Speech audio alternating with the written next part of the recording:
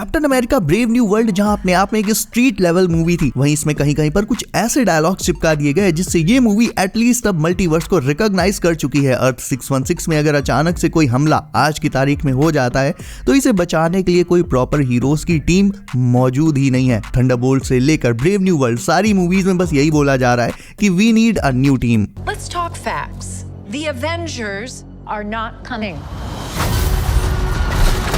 Who will keep the American people safe? Movie में जब Ross Sam से new Avengers team को setup करने के लिए कहता है तो पहले तो सैम हिचकिचाता है, और उसका हिचकिचाना सही भी है क्योंकि वो जानता है कि सिविल वॉर में क्या हुआ था। बट मूवी का एंड आते आते सैम को भी ये अंदाजा हो गया है कि उसे एवेंजर्स को असेंबल करना ही होगा, रॉस या गवर्नमेंट के लिए नहीं बल्कि अपनी अर्थ को प्रोटेक्ट करने के लिए। एंड पोस्ट क्रेडिट सीन के बाद ही इज डैम श्योर कि कोई बिगर थ्रेट उसकी अर्थ 616 की तरफ तेजी से आ रहा है। हेलो गाइज, मेरा नाम है हिमांशु, वेलकम टू बज़बीम। अब इस वीडियो में मैं तुम्हें ये नहीं बताऊंगा कि पोस्ट क्रेडिट सीन में लीडर ने सैम से मल्टीवर्स वगैरह को लेकर क्या कहा, उस पर ऑलरेडी बात हो चुकी है। बट एक चीज ब्रेव न्यू वर्ल्ड मूवी से कंफर्म हो जाती है। मल्टीवर्स ऑफ मैडनेस में हमने देखा था कि मल्टीवर्स में इनकर्जन्स ऑलरेडी शुरू हो चुके हैं, यूनिवर्सेस आपस में ऑलरेडी टकराने लगे हैं। बट हमारी जो मेन सीक्रेट टाइमलाइन है, मेन अर्थ है एके अर्थ 616, ये फिलहाल अभी तक तो बची हुई है। बट जिस तरह से लीडर ने कहा कि देखता हूं तुम अपनी दुनिया को दी अदर्स से कैसे बचाते हो, तो मेरे ख्याल से ऐसा हो सकता है कि कोई दूसरी अर्थ या कह लो कि कोई दूसरा यूनिवर्स हमारे 616 की तरफ तेजी से आ रहा हो, कोलाइड करने वाला हो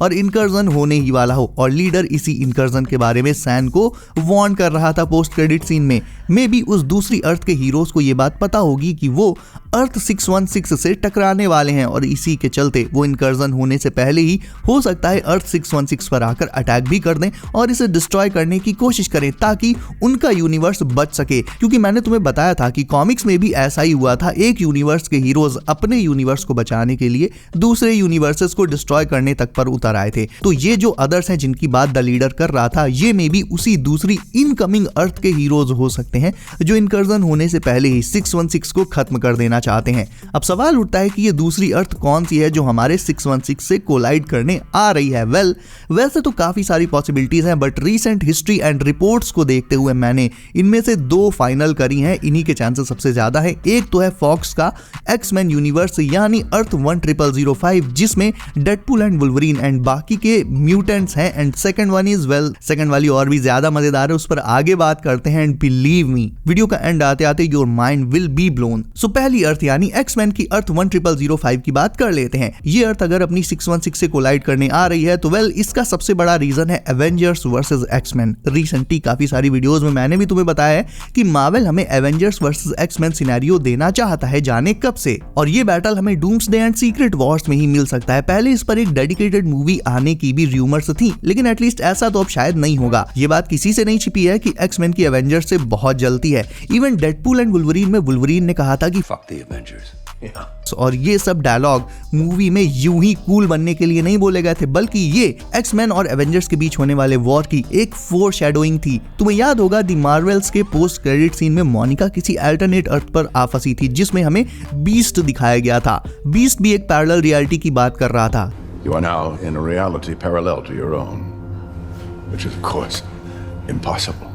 और जहां तक मुझे लगता है ये अर्थ जहां मोनिका आ गई है ये और कोई नहीं बल्कि अर्थ 10005 ही है, डेडपूल एंड वुल्वरीन का वही फॉक्स एक्समैन वाला यूनिवर्स। क्योंकि यहाँ पर बीस्ट है और मोनिका भी चार्ल्स जेवियर के मैंशन में उसके मेड बे पर लेटी हुई है। और बीस्ट तो है ही जीनियस, तो हो सकता है बीस्ट और बाकी के हमारे क्लासिक एक्समैन इसी यूनिवर्स में अभी भी एग्जिस्ट करते हों।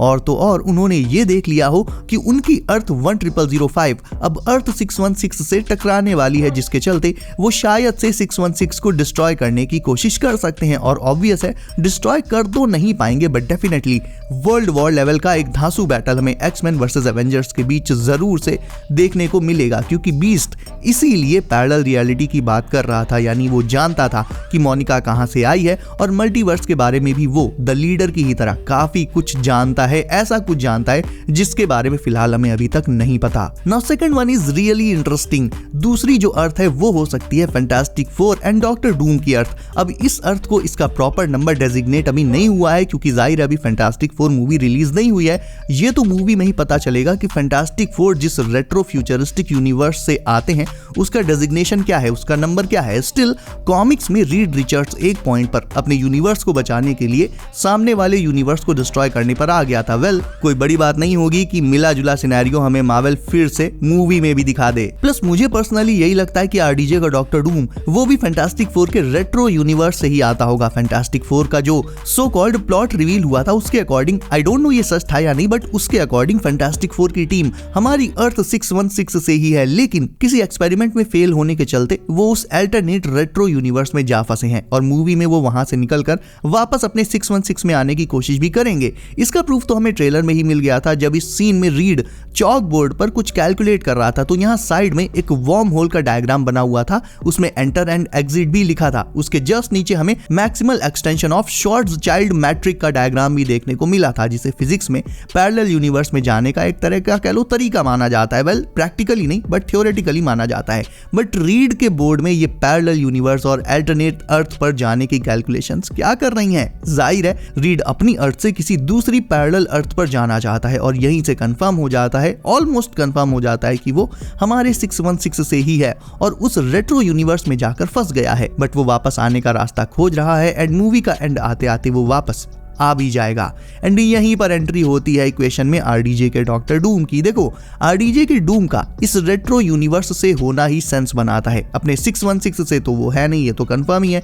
ऐसे में जब मार्वल फैंटास्टिक 4 को इतने सालों बाद एमसीयू में डेब्यू करा रहा है तो ये चीज परफेक्ट सेंस बनाएगी कि आरडीजे का डूम भी इन्हीं के साथ इसी रेट्रो यूनिवर्स में ही आ जाए, इसी रेट्रो यूनिवर्स का हो। आगे चलकर जब फैंटास्टिक 4 उस रेट्रो यूनिवर्स को छोड़कर हमारे 616 में वापस आएंगे और गैलेक्टस गुस्से में उनके रेट्रो यूनिवर्स को डिवॉर कर देगा तो मे भी हो सकता है आरडीजे के डूम को ये चीज अच्छी ना लगे कि जिस यूनिवर्स ने फैंटास्टिक 4 को इतनी रेस्पेक्ट दी, इतनी वेल्थ दी, उसे ही वो गैलेक्टस के हाथों बर्बाद होने के लिए छोड़ गए। जाहिर है दैट्स नॉट फेयर। सो हो सकता है आरडीजे का डूम इसीलिए इनका पीछा करते हुए 616 की तरफ आ सकता है, या फिर अगर इनकर्जन के पॉइंट ऑफ व्यू से देखा जाए तो हो सकता है कि वो रेट्रो यूनिवर्स हमारे 616 से कोलाइड करने वाला हो एंड रीड ने ये चीज नोटिस कर ली हो और वो उसी रेट्रो यूनिवर्स से बिलोंग करता हो, ना कि हमारे 616 से। ये मैं दूसरी पॉसिबिलिटी बता रहा हूं, सो कंफ्यूज यहां पर बिल्कुल भी मत होना। तो रीड जो कि उस रेट्रो यूनिवर्स का ही है, लेकिन उसने ये देख लिया है कि उसका यूनिवर्स हमारे 616 से कोलाइड करने वाला है,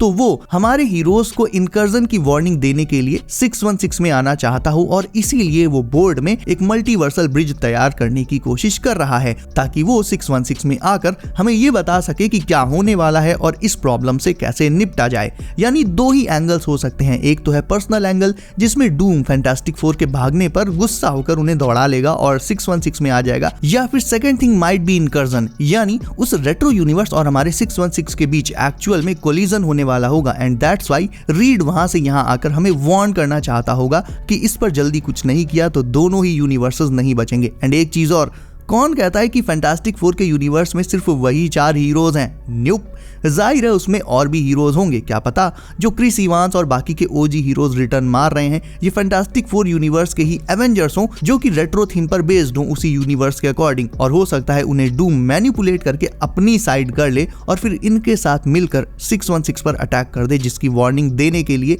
रीड हमारी अर्थ पर आना चाहता है। और द लीडर्स इन्हीं अदर्स की बात captain America brave New world के पोस्ट क्रेडिट सीन में सैम से कर रहा हो, तो ये तो कंफर्म है कि सैम अब नई एवेंजर्स टीम असेंबल करेगा ही करेगा। हो सकता है वो थंडरबोल्ट्स में भी शो अप करे, क्योंकि जिस तरह से बकी का कैमियो ब्रेव न्यू वर्ल्ड में हुआ तो मुझे काफी हद तक इसके चांसेस लगते हैं कि सैम भी थंडरबोल्ट्स के एंड में या फिर लाइक उसके पोस्ट क्रेडिट सीन में जाकर थंडरबोल्ट्स की टीम को असेंबल करने की कोशिश कर सकता है। ऑल्दो बकी तो इसके साथ एग्री करेगा, बट बाकी को लोग एग्री करेंगे या नहीं ये देखने वाली बात होगी। कुल मिलाकर बहुत सारी पॉसिबिलिटीज हैं और बहुत ज्यादा इंटरेस्टिंग भी है। आने वाली मूवीज में भाई कस के भसड़ तो मचने ही वाली है, तो थंडरबोल्ट से भी कहीं ज्यादा इंपॉर्टेंट एक तरह से हो जाती है fantastic 4 movie, which I believe will feature a direct cameo from RDJ's Victor Von Doom. So guys, video if तुम्हें अच्छी लगी तो उसे लाइक करके चैनल कर लो, सब नोटिफिकेशंस कॉल पर डालना बिल्कुल मत भूलना, ताकि आने वाली कोई भी मार्वल अपडेट तुमसे कभी भी मिस ना हो एंड तुम्हें मिले सबसे पहले। सो गाइज, बी सेफ, अपना ख्याल रखिए। आप, मेरा नाम है Himanshu and as always I will see you in next one.